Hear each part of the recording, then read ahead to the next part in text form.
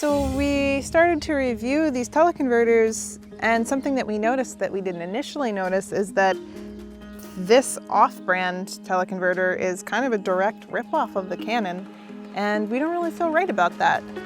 Do I want other smaller brands to compete with big brands like Canon and Nikon? Yes, I absolutely want that.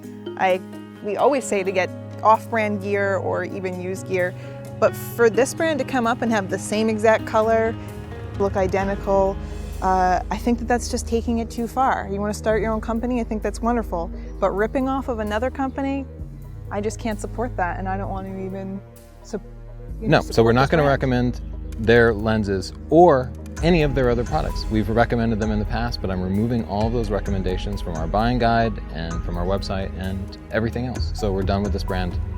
The results were so striking that we had to double check it. So I brought them into the studio. The color on the Yongnuo teleconverter is awful. It's clearly letting more reds through than blues, so you get this weird color shift. Sharpness and contrast are noticeably worse than the Canon, and that's what you want from these, is sharp images. This is a perfect example of the difference between good and bad optics. So this is weird. This is with the Canon 5DSR and the Canon 2X teleconverter.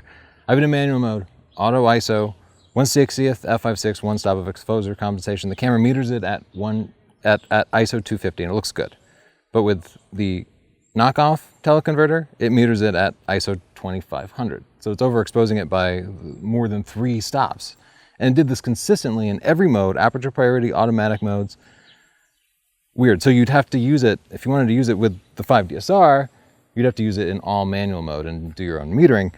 The weird part is, I tried it with the 70D, it worked fine, it metered just fine. So this is a problem specifically with the knockoff part and the 5DSR, but this kind of happens. This happens to Tamron, it happens to Sigma, because Canon, when they release a new body, they don't go back and test it with third-party stuff. They test it with their own stuff. So when you do buy the name brand equipment, you have some assurance that it's going to work with future gear. Tamron and Sigmas, they often have to recall their lenses to update the firmware on them just so they can work with newer bodies. So there you go, there's one risk of getting the knockoff gear.